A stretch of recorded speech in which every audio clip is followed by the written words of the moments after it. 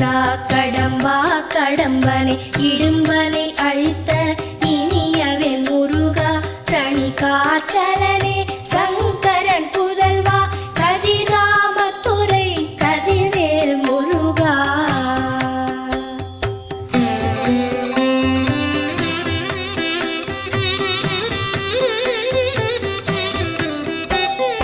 பழனிபதி வாழ் பாலகுமாரா ஆவினன் குடிவாழ்